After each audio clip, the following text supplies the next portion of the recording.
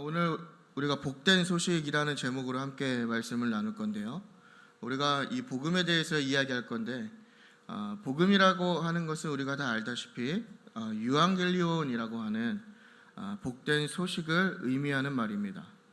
그래서 우리가 예수님을 믿으면서도 또 우리가 복음을 접했음에도 불구하고 이 복음을 어떻게 우리가 설명하고 정의하느냐, 이 문제를 가지고 우리가 좀 고민해 볼 수 있는 것은, 왜냐하면 이 복음이라는 것이 그렇게 쉽고 그렇게 간단하게 정의할 수 있는 문제가 아니기 때문입니다.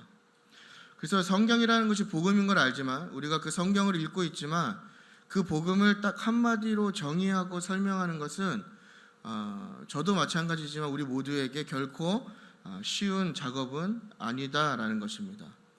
그러나 한 가지 우리가 이 복음을 통해서 알 수 있는 것은 뭐냐면, 이 복음의 핵심은 예수 그리스도시라는 겁니다. 여러분 동의하십니까? 예, 복음의 핵심은 예수 그리스도입니다. 그러니까 복음이란 게 무엇인가, 어떤 복된 소식이란 게 무엇인가라고 우리가 이야기했을 때, 그 복된 소식은 바로 그리스도와 관련된 소식입니다. 그러니까 이 얘기는 뭐냐면, 우리가 복음을 설명할 때 예수를 빼놓고는 복음에 대해서 설명할 수 없다라는 것이죠. 이렇게 적용해 볼 수 있을 것 같아요. 그러면 복음적인 삶이 무엇인가, 또 복음적인 신앙생활이 무엇인가, 우리가 이렇게 질문했을 때 우리가 그것을 어떻게 정의할 수 있냐면, 우리의 중심 가운데, 우리의 마음의 핵심 가운데 예수 그리스도가 있어야 한다는 것입니다. 근데 안타깝게도 오늘날 많은 성도들이 있지만 우리의 어떤 중심 가운데 때로는 예수님의 부재함이 많이 있다라는 것입니다. 이 얘기는 뭐냐면, 예수님이 부재하는 삶이라는 것, 또 우리가 예수를 믿고 신앙생활을 하지만 예수님이 계시지 않는 신앙생활을 한다면 그것은 복음과 관련 있는 삶과 신앙생활을 하고 있다는 것입니다. 설교도 마찬가지죠. 이 설교라는 것이 복음적인 설교가 무엇이냐라고 했을 때 분명히 이 설교 안에 전해지는 메시지에 예수 그리스도가 포함되어 있어야 된다는 거예요. 어떠한 본문을 설교하든지 어떠한 내용을 가지고 설교하든지 여러분들에게 무엇을 전달하든지 그 끝에 가장 중요한 것은 뭐냐면 예수 그리스도의 이름이 드러나야 된다는 것입니다. 그러니까 이런 것처럼 우리가 쉽게 정의할 수 없지만 우리가 접한 이 복음이라는 것의 핵심은 바로 예수 그리스도입니다. 여러분의 삶의 핵심은 예수 그리스도이십니다. 동의하십니까? 예, 여러분의 신앙생활의 핵심은 예수 그리스도입니다. 그래서 우리가 함께 볼 요한복음은 그리스도께서 이 땅에 오신 목적을 아주 선명하게 드러내고 있습니다.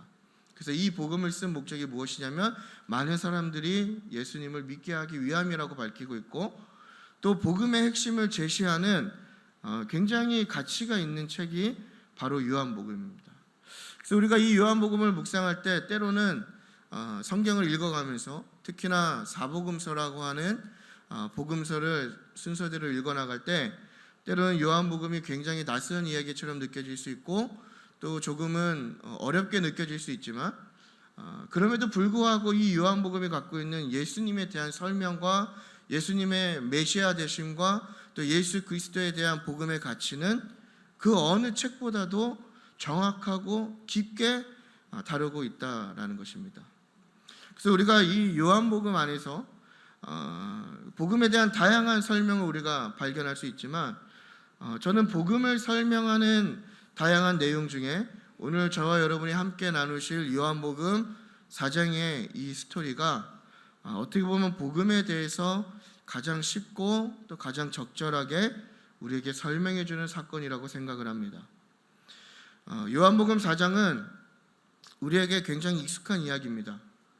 교회를 다니셨다면 또 여러 설교를 통해서 우리가 아실 수 있지만, 바로 예수님과 사마리아 여인과의 대화를 기록하고 있는 내용입니다.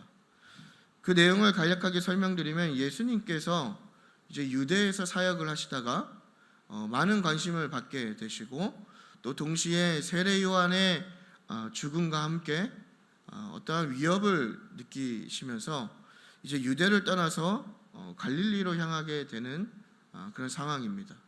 그래서 갈릴리로 향하실 때에 예수님께서 이제 사마리아를 지나시는데, 그곳에서 우리가 성경을 통해서 이름이 명확하게 기록되진 않았지만 한 여인을 만나고 또 야곱의 우물에서 찾을 수 없는 그 어떤 선물보다 자신의 선물이 더 우월한 것임을 증명하는 내용이 오늘 본문의 내용입니다. 네, 저는 오늘 이 본문의 내용을 가지고 여러분들에게 어떤 그 내용을 설명하기보다 우리가 이 사건에서 복음이 무엇인지를 발견할 수 있고 또 복음이 어떻게 우리에게 전해지며 또 복음의 가치가 무엇이고 복음의 능력이 무엇인지 이 세 가지를 발견하려고 합니다. 먼저 첫 번째는 예수님께서는 의도적으로 찾아오셨다라는 것입니다. 그래서 4절을 보시게 되면 통과하여야 하겠는지라 이렇게 말씀하십니다. 이제 예수님께서 유대에서 출발하셔서 갈릴리로 향하실 때 사마리아를 통과하여야 하겠는지라 이렇게 말씀하십니다. 예수님이 이렇게 말씀하신 것은 그냥 단순하게 내가 제자들에게 사마리아를 지나서 갈 거다라고 하는 어떤 경로를 나타내는 표현보다 더 우리가 깊게 연구하다 보면 훨씬 중요한 의미가 담겨져 있다는 것을 발견하게 됩니다. 그래서 예수님의 이 사마리아를 통과하는 경로는 굉장히 독특한 경로입니다. 예수님의 여정은 남쪽에 있는 유대에서 북쪽에 있는 갈릴리로 향하는 여정인데 보통의 어떤 종교적인 마음이 있고 어떤 유대 전통을 따르는 유대인들은 이 루트를 선택하지 않았다라는 것이죠. 물론 거리상으로는 사마리아를 지나서 북쪽인 갈릴리로 가는 것이 가장 빠른 경로였지만 대부분의 유대인들은 예수님이 가신 이 길을 선택하지 않았다라는 것입니다. 물론 정말 급한 일이 있거나 유대인 중에서도 어떠한 틀에 갇히지 않는 종교적이지 않는 사람들은 이 길을 사용하기도 했지만 대부분의 거의 모든 유대인들은 이 사마리아 땅을 밟지 않았습니다. 그래서 이 사마리아 땅을 밟지 않기 위해서 어떠한 루트를 결정했냐면 예루살렘에서 여리고로 내려가고 여리고에서 요단강을 건너서 오늘날 얘기하는 그 요르단 땅 있죠. 동편으로 이동해서 북쪽으로 우회하는 조금 더 멀고 험한 여정의 길을 선택한 것이 바로 통상적인 루트였다라는 것입니다. 하지만 예수님께서는 이 통상적인 길을 선택하지 않으시고 사마리아로 가시겠다라고 하신 것은 예수님이 어떤 급한 일이 있으셨거나 혹은 예수님께서 계획하지 않는 그런 성향이기 때문에 막 마음대로 본인의 계획을 수정한 것이 아니다라는 것입니다. 그렇다면 우리가 이렇게 질문할 수 있습니다. 왜 예수님께서 사마리아로 향하셨는가? 우리가 이렇게 질문할 수 있는데 그 답은 4절에 있습니다. 4절에 보면 한글 성경에는 사마리아를 통과하여야 하겠는지라 이렇게만 기록되어 있지만 이 헬라어 성경을 보시게 되면 이 데이라고 하는 이 머스트의 의미를 갖고 있습니다. 꼭 의무적으로 무언가 해야 하는 그 단어로 이 구절이 시작합니다. 그러니까 예수님께서 사마리아로 향하신 것은 어떤 급박한 계획의 변경의 의미보다는 반드시 무언가를 해야 하는 어떤 목적이 있는 걸음이었다라는 것을 우리가 발견하게 되는 것입니다. 그래서 예수님께서 하신 이 4절에 내가 사마리아를 가야겠다라고 말씀하신 것은 분명한 의도를 가지고 하신 말씀이다. 우리가 이렇게 이해할 수 있을 것입니다. 이 얘기는 뭐냐면 예수님의 사명에 의한 걸음이었다라는 것입니다. 이 데이라고 하는 이 헬라어 단어는요, 사명에 의한 강력한 신적인 이끌림을 의미합니다. 이 얘기는 뭐냐면 하나님의 강권적인 이끌림이 있을 때 바로 이 데이라는 단어를 사용하는데 예수님께서 사마리아로 향하실 때 바로 이 하나님의 강권적인 이끌림에 의해서 사마리아로 향하셨다라는 것이죠. 그래서 사도행전 19장 21절에 보면 바울이 에베소를 떠나서 예루살렘을 향하고 예루살렘에서 계획을 변경하면서 내가 로마도 보아야 하겠다라고 할 때 바로 이 데이가 사용되는 것입니다. 바울의 그 작정, 바울이 로마를 보아야 하겠다라고 하는 그것이 단순한 바울의 다짐이나 바울의 계획이 아니라 바로 하나님의 강권적인 이끌림이 있었다라는 것입니다.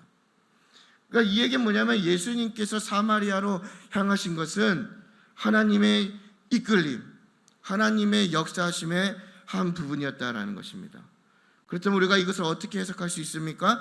예수님께서 사마리아로 가신 것은 세상에 말하는 우연이나 즉흥적인 계획의 수정이 아니다라는 것입니다. 세상 사람들은 예수님이 사마리아로 향하고 그 사마리아에서 이 이름 모를 여인을 만났다라고 하는 것을 세상의 사람들의 관점에서는 우연이라고 얘기하고 갑자기 발생한 일이라고 이렇게 설명하고 이해하지만 이 성경이 분명하게 우리에게 이야기하는 것은 뭐냐면 이 예수님과 사마리아 여인의 만남은 하나님의 뜻이었다라는 거예요. 예수님은 목적이 있으셨고 그곳에 사명이 있으셨고 또 강력한 이끌림을 받아서 사마리아로 향하셨다라는 것입니다. 그 결과 그곳에서 한 여인을 만났다라는 것입니다. 여러분, 복음은 이런 것입니다. 지금 여기 함께 예배드리는 여러분들이 복음을 접했습니다. 여러분 동의하십니까? 예, 모태신앙도 계실 수 있어요. 또 어떤 누군가의 전도로 이렇게 예배에 나오셔서 복음을 접했을 수도 있어요. 아니면 스스로 어떤 마음의 울림에 의해서 이 자리를 찾으셨을 수도 있습니다. 그러나 분명한 것은 여러분이 이곳에 계시는 한 여러분들이 이곳까지 오는 그 모든 과정이 우연이 아니다라는 거예요. 복음을 접했다면, 그래서 이 자리에 지금 여러분이 계시다면 여러분은 어쩌다가 우연으로 예수를 믿고 복음을 접한 게 아니다라는 겁니다. 지금 여러분이 어떠한 상황이 있는지 저는 몰라요. 어떤 신앙을 갖고 있는지 저는 몰라요. 어떤 분들은 굉장한 열심을 갖고 이 자리에 계실 수도 있고 어떤 분들은 차갑게 식은 마음으로 또 상한 갈대와 같은 마음으로 이 자리에 계실 수도 있어요. 어떤 분들은 예수를 믿은 지 몇 개월밖에 되지 않으신 분도 있고 어떤 분들은 예수를 믿은 지 일평생 믿으신 그런 분들도 계실 수도 있어요. 그리고 어떤 분들은 부모님에 의해서 강제로 끌려왔을 수도 있어요. 그래서 저 사람의 앞에서 뭘 얘기하나, 그죠? 참 신기한 게 이 자리에 서면은 여러분들이 너무 잘 보입니다. 그래서 제가 팁을 하나 알려드리면 뒷자리가 더 잘 보여요. 그렇습니다.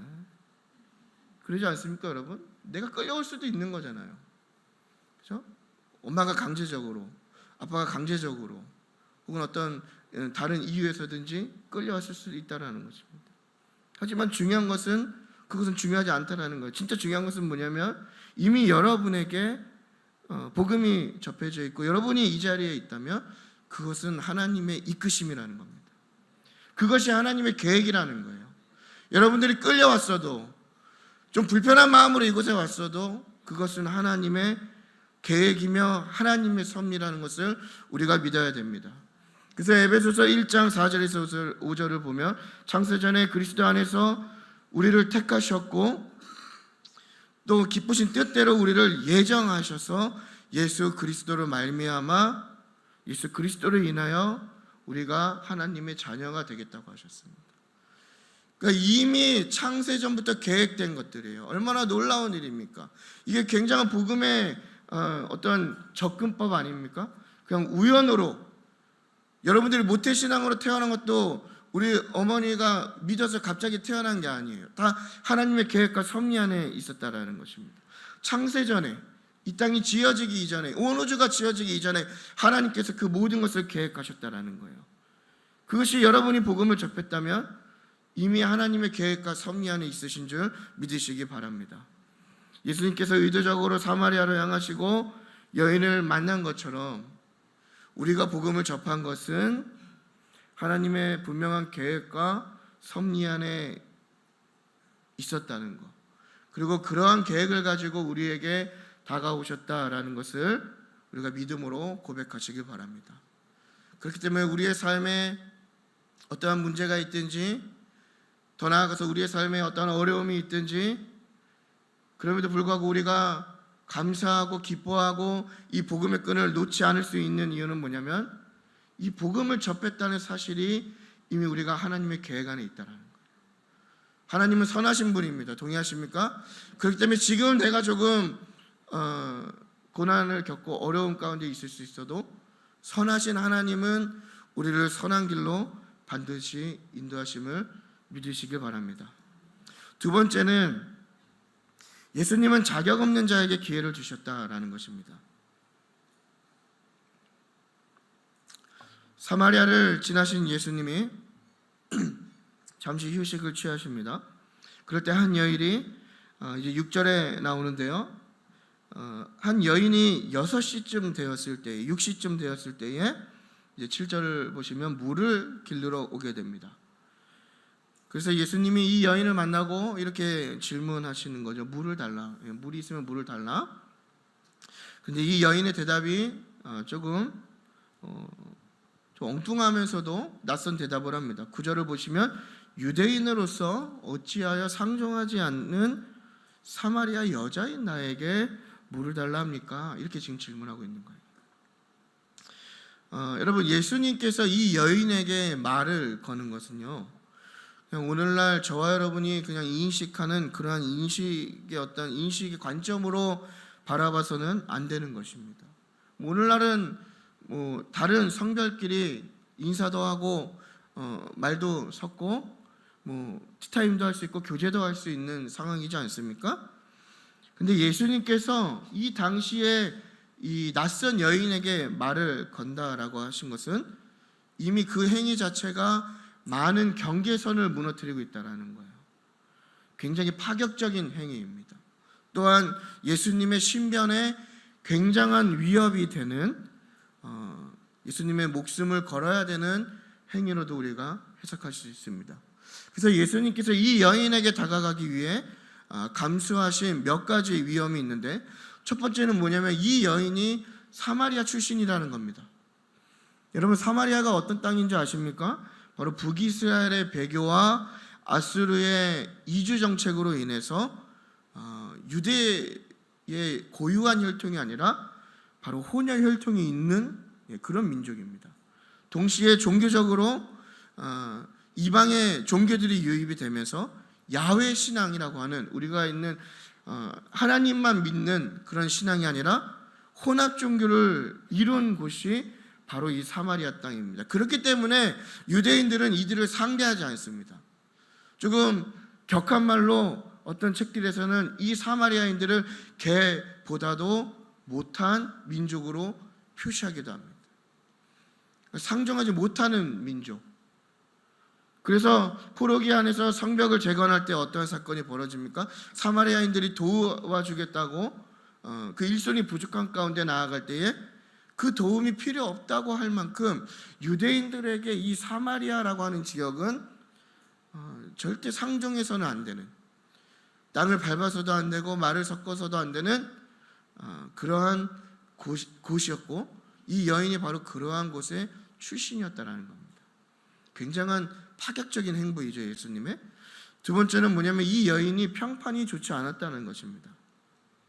이 사마리아 여인이 6시쯤에 6시쯤에 물을 길르러 왔다. 우리가 이 단락에 주목을 해야 되는데요. 이 6시라고 하는 것은 로마 시간으로 6시를 표기한 것이고요. 유대인의 시간, 실제적인 우리의 시간으로는 12시 정오를 의미합니다. 그러니까 이 얘기는 뭐냐면 이 사마리아 여인이 사회적으로 굉장한 소외를 지금 당하고 있다는 거예요. 이 여인들이 당시에 물을 길르러 우물에 가는 것은 당연한 문화였습니다. 근데 우리가 오늘날도 그렇지만 여인들이 만나면 여러 가지 정보들이 교환되고 많은 소통의 장이 열리지 않습니까? 제가 그 상담대학원에 이제 인턴 실습을 해야 돼서 내담자를 구해야 됐어요. 그래서 제가 내담자를 구해야 되는데 못 구해서 어떻게 했냐면 검단 맘카페에 제 아내인 척 가입을 했어요. 네. 근데 그 맘카페를 이렇게 승인을 받고 둘러보니까 굉장한 그 정보들이 너무 많더라고요. 뭐 먹는 것부터 시작해가지고 입는 거, 뭐 사는 것까지 해가지고 굉장한 정보가 있었어요. 물론 이제 거기에 제가 광고글을 올리고 탈퇴를 당했습니다. 영구 탈퇴를 당했지만, 그러니까 당시 우물은 뭐 이러한 기능이 됐겠죠. 소통의 장, 여인들이 모여서 많은 정보를 공유하고 이야기를 나누고 어떠한 활발한 관계를 맺는 그런 곳이지 않겠습니까? 그런데 지금 그래서 이 여인들은 어떻게 했냐면 대부분 그 뜨거운 시간을 피해서 엄청 이른 시간이나 해가 지는 늦은 시간에 물을 뜨러 갔다라는 것이죠. 근데 이 여인이 지금 활동하는 시간은 언제입니까? 바로 정오입니다. 정오. 그러니까 아무도 오지 않는, 어떻게 보면 껄끄러운 그 사람들을 만나지 않을 수 있는 시간에 이 여인이 지금 물을 길르러 갔다라는 거예요. 그렇다면 이 여인이 왜 소외된 것입니까? 아마도 요한복음 오늘 본문 4장 18절에 이 여인이 남편이 5이 있었고 지금 동거를 하고 있는 그러한 불의한 여인으로 낙인을 찍혔기 때문일 것입니다. 그러니까 당시 고대 근동에서는 남편의 요구로 2번까지 이용은 허용이 됐지만 지금 이 여인이 어떠한 이유에서든지 남편이 이미 5명이나 있었고 지금 함께 거하는 남자가 남편이 아니라 동거남이었다라고 하는 것은 당시의 어떤 문화와 시선 가운데 자신의 명예를 훼손시키는 행동이고 또한 공동체의 윤리 규범을 깨트리는 그 행위를 한 여인이었다, 이렇게 우리가 평가해 볼 수 있는 것입니다.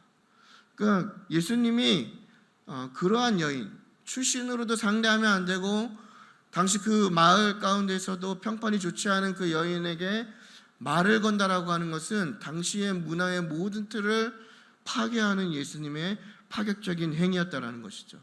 마지막으로 예수님의 이 행위는 남자와 여자의 문화를 파괴하는 행위였습니다.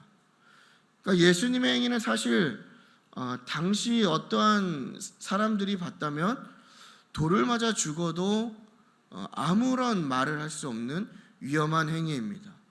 오늘날은 어떤 남자분과 여자분이 대화를 나누신다고 해서 돌로 쳐 죽이진 않죠.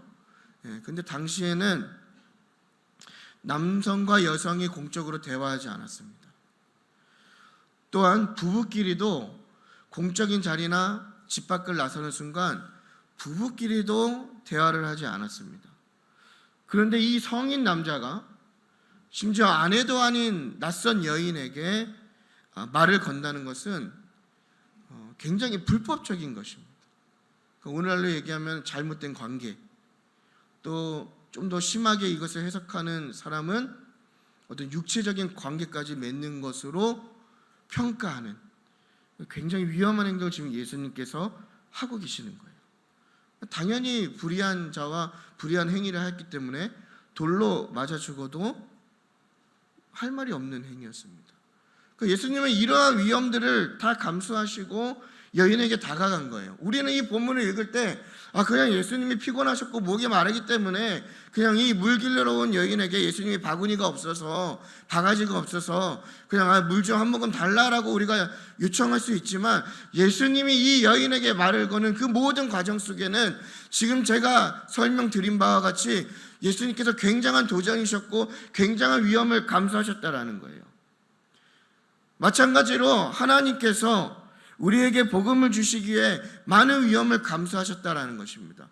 여러분, 저와 여러분이 그냥 복음을 접한 게 아니다라는 거예요.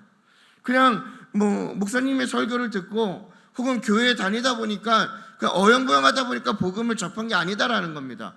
저와 여러분이 복음을 접하는 그 과정 속에는 우리가 정확하게 느낄 수 없고 알 수 없지만 하나님께서도 우리에게 복음을 주시기에 수없이 많은 위험을 감수하셨다라는 거예요. 우리를 사망으로부터 구원하기 위해서 독생자 예수 그리스도를 내어주셨습니다.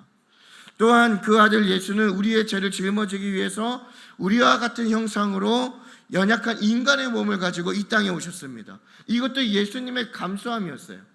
예수님은 하나님이십니다. 동의하십니까? 예수님은 하나님과 동등하신 분이에요. 근데 그 예수님이 우리의 형체로 이 땅 가운데 오신 거예요.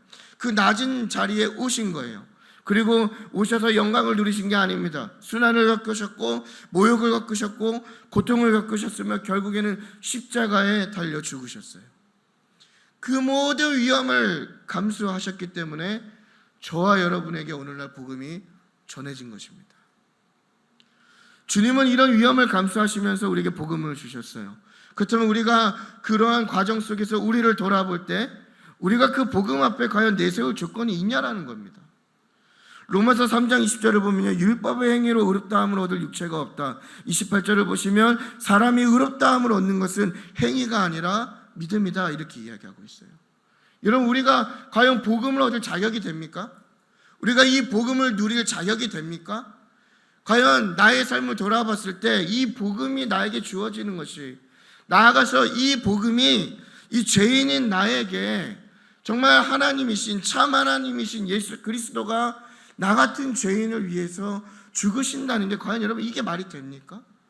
과연 우리가 그 앞에서 나의 어떤 당당함을 내세울 수 있겠습니까? 내가 예수를 믿는 것은 당연한 일이야, 혹은 내가 이렇게 헌신하고 이렇게 열심히 갖고 예배하는 것은 당연한 것이야, 우리가 이렇게 내세울 수 있겠어요? 우리는 아무런 자격이 되지 않는다라는 거예요. 우리는 사마리아 여인과 같이 불의한 사람입니다. 우리는 더럽고 아무런 자격이 없는 그러한 존재이고 그러한 삶을 사는 사람입니다. 하지만 왜 하나님께서 자격 없는 나를 위해서 그런 위험을 감수하시며 그 아들을 내어주셨습니까? 그것은 바로 전적인 하나님의 은혜라는 것입니다. 그래서 요한일서 4장 10절을 보시면요, 우리가 하나님을 사랑한 것이 아니요 하나님이 우리를 사랑하사 우리 죄를 속하기 위하여 화목제물로 그 아들을 보내셨다고 하는 거예요. 우리가 하나님을 택한 게 아닙니다. 하나님이 우리를 택하셨어요. 여러분 믿으십니까? 요한복음 15장 16절을 보면요, 너희가 나를 택한 것이 아니다, 내가 너희를 택해서 세웠다고 말씀하고 계십니다. 우리는 이 말씀을 믿어야 되는 거예요. 사마리아 여인에게는 주님이 다가가실 어떠한 이유와 원인도 없고 아무런 그 조건이 되지 않았어요. 그런 여인에게 예수님은 많은 위험을 감수하시면서 물을 달라고 말씀하시는 거예요. 여러분 이게 무엇을 의미합니까? 그 여인에게 예수님이 지금 기회를 주고 계신 거예요. 찾아가신 것입니다. 그리고 손을 내미신 거예요. 우리도 마찬가지지 않습니까, 여러분? 자격 없는 우리가 우연이 아니라 하나님의 계획하신 바의 복음을 누리게 됐습니다. 우리는 여전히 죄인입니다. 하지만 하나님께서 복음을 주실 아무런 하등한 이유가 없는 우리 존재에게 계속해서 복음을 말씀하시고 복음을 주시고 예수 그리스도의 이름을 우리에게 나타내시는 것은 우리에게 손을 내미시는 것입니다. 그러니까 여러분 오늘 이 시간에 예수님이 이렇게 질문하지 않겠습니까? 나에게 물을 주지 않겠느냐? 여러분 이 초대에 응하시는 축복이 있기를 바랍니다. 물을 마셔도 목마른 삶을 사시는 분이 계시죠. 계속해서 갈증을 느끼고 어떤 공허함과 허무함과 채워지지 않는 그 불안감 가운데 우리가 많은 분들이 살아가지 않습니까? 그것이 임상병리학적으로 공황장애라고 이야기하는 것이고, 그런 것이 발전하면 우울증으로 발전하는 이유가 무엇입니까? 그 사람들이 잘못됐다는 게 아니에요. 그것도 예수님을 믿으면 무조건 치유된다고 얘기하는 것은 아니에요.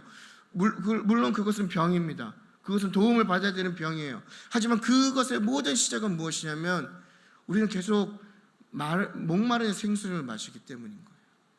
계속해서 예수님이 아닌 다른 것을 구하고 예수님이 아닌 다른 것을 의지하고 예수님이 아닌 다른 것을 원하기 때문에 우리에게 그러한 갈증이 온다라는 것입니다. 그래서 혹시 이 가운데에 그러한 갈증을 느끼고 계신 분이 계시다면 참된 생수 되시고 영원히 목마르지 않겠다고 말씀하신 예수 그리스도의 그 초대에 응하시는 저와 여러분이 되기를 축복합니다. 마지막 세 번째는 예수님은 영원한 생명이 되어주셨다라는 것입니다. 한 유대 남자의 물을 달라는 요청이 이 여인도 굉장히 낯설지 않았겠습니까? 처음 보는 사람이, 심지어 그 마을 안에서도 정말 제가 상상을 더하기로는 인간 이하의 조금 취급을 받았을 것 같아요. 이 유대인들이나 그쪽 중동 사람들 피가 굉장히 뜨겁거든요. 한국 사람도 피가 뜨겁지만 제가 이스라엘에 갔을 때 경험한 그 중동 사람들은 친절하면서도 그 안에 굉장한 그 파이팅이 있어요. 그래서 거기에 불이 지피면 아주 감당할 수 없는 그러한 어떤 피를 가지고 있는데, 어떤 그러한 피와 민족성과 또 그들이 갖고 있는 그 규율 안에서 그것을 어기는 행위를 하는 사람을 이 사회에서 과연 어떻게 바라봤을까 했을 때 굉장한 외로움을 느꼈겠죠. 근데 이 외로움을 느낀 여인에게 예수님이 물을 달라는 것도 참 낯선 일인데, 중요한 것은 이 여인이 그 예수님의 요청을 지금 온전히 이해하고 있지 못한다라는 거예요. 예수님이 물을 달라고 하시는 것을 단순히 어떤 갈증에 의해서 우물을 달라고 한다고 이해하고 있는 거예요. 그래서 이 여인을 상대로 예수님이 이 여인의 생각을 더 높은 차원으로 이끌어 가시는데, 우리가 10절을 다 같이 한번 읽어보도록 하겠습니다. 10절입니다. 시작.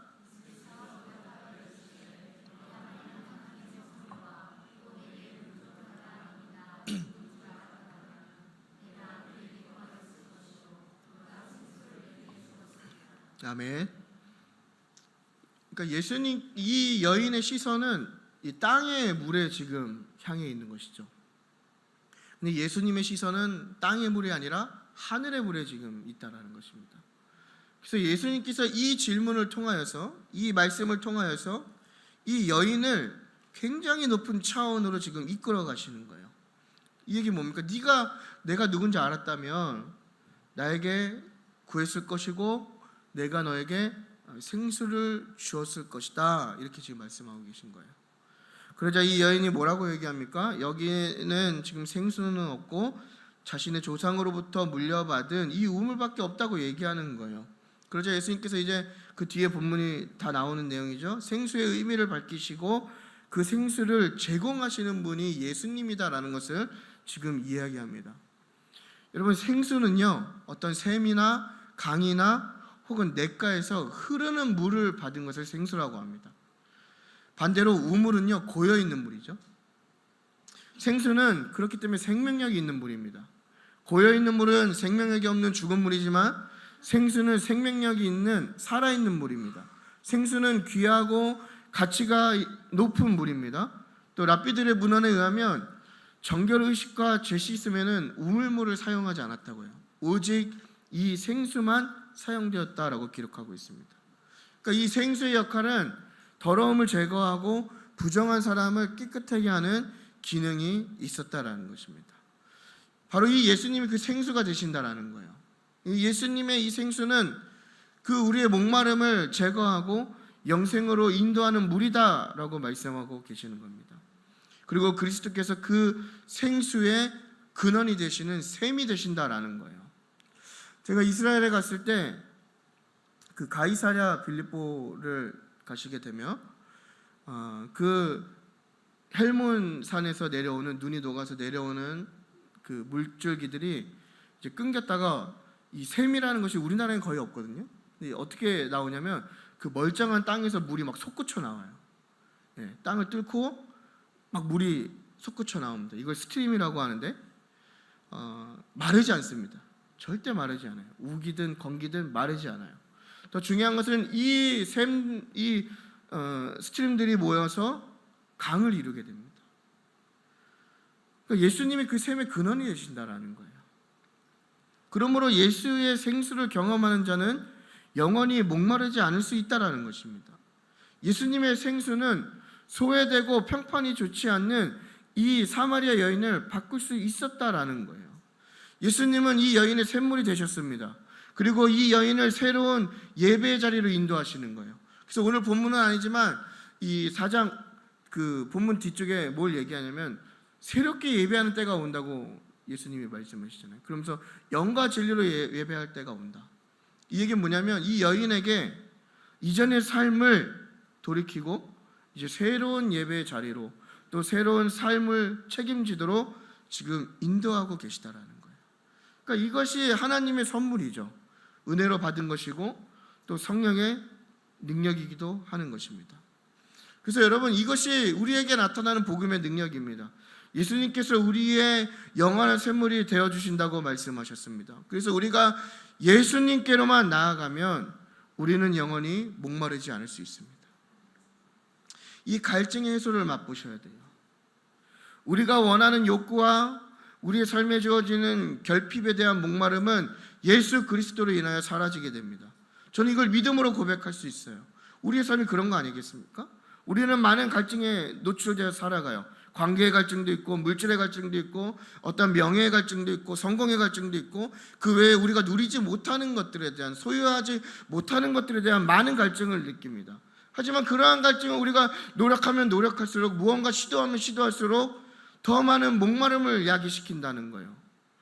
어떤 우물들이 잠시 나의 갈증을, 어떤 물들은 나의 갈증을 잠시 해결하는 것처럼 느껴지게 할 수 있지만 결국에는 그러한 것들은 잠시 나의 갈증을 해결할 뿐 더 많은 갈증을 느끼게 한다는 거예요.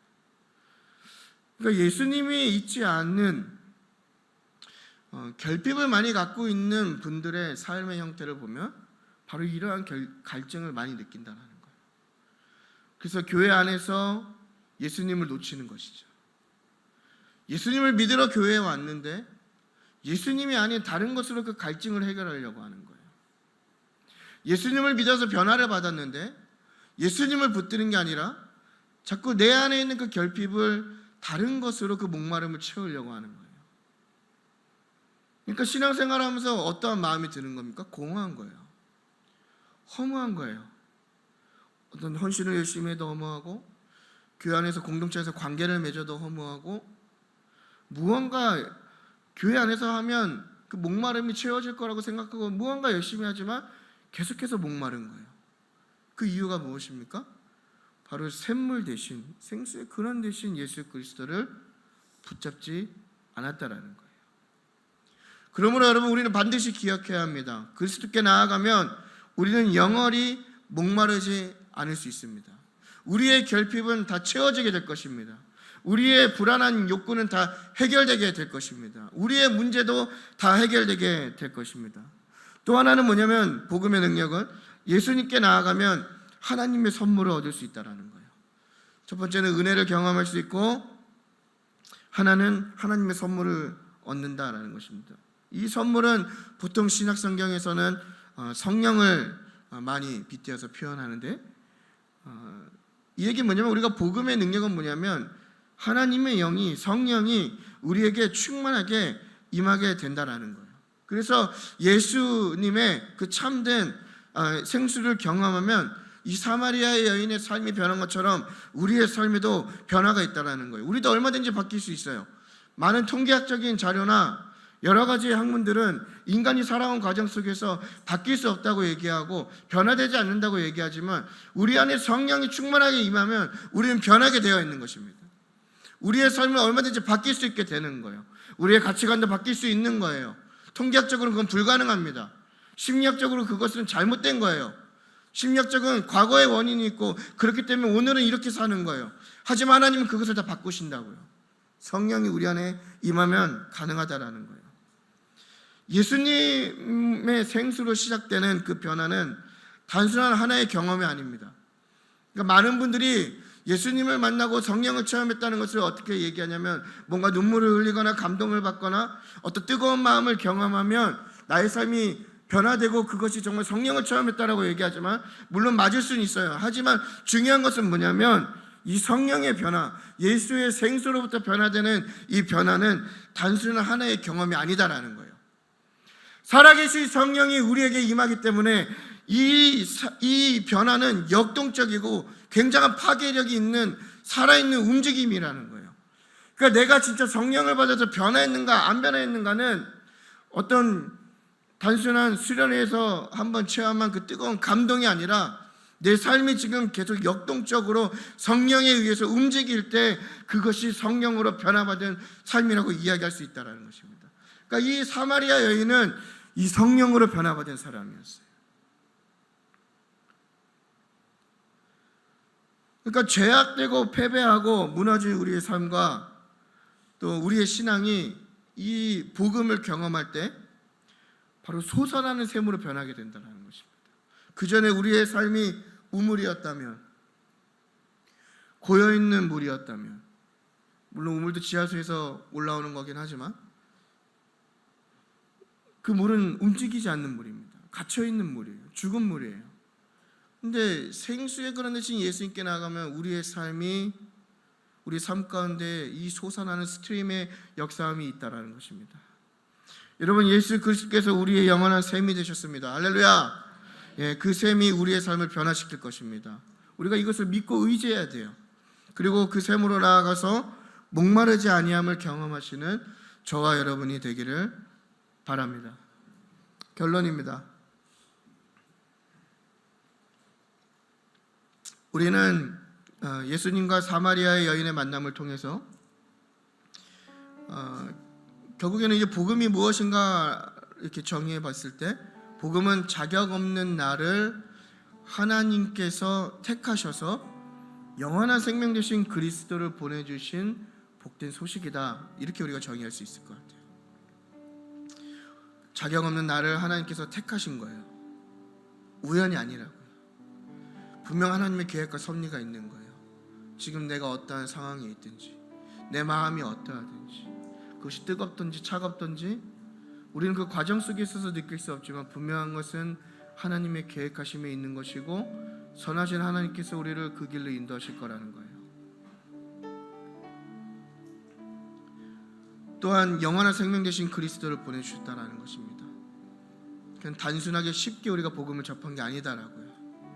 예수님께서는 아까 말씀대로 많은 과정을 감내하셔야 됐고, 하나님도 많은 슬픔을 견디셔야 됐고, 그 많은 것들을 거쳐서 우리에게 복음이라는 것이 주어진 거예요. 그리고 하나님께서 그 예수님을 그냥 그렇게 하고 끝내신 게 아니라 바로 저와 여러분에게 내어주셨다라는 것입니다. 얼마나 복음이라는 게 이게 복된 소식이지 않습니까? 여러분, 우리가 복음이 조금은 부재한 시대를 살아가는 것 같습니다. 하나님을 믿고 많은 교회들이 세워져 있고 또 많은 그리스도인이 있다고 우리가 수적으로 얘기하지만 그 안에 어떤 개인의 삶이나 가치관이나 환경을 보면 복음이 부재한 시대를 살아갈 때가 너무나 많이 있다는 거예요. 혹은 우리가 다 설명할 수 없는 이 복음의 능력, 이 복음의 그 범위를 우리 스스로가 굉장히 제한하고 축소시키면서 살아가고 있다는 것을 저는 개인적으로 많이 느낍니다.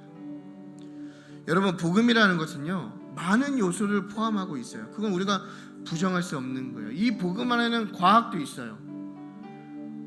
굉장히 과학적인 내용들이 많아요. 하지만 그 과학이 복음은 아니에요. 이 복음 안에는 도덕적이고 윤리적인 내용을 포함하고 있어요. 그래서 우리가 어떻게 살아야 하는지 선을 행하면서 살아야 된다고 이야기해요. 하지만 그 도덕적이고 윤리적인 것이 이 복음을 대체할 수는 없다라는 거예요.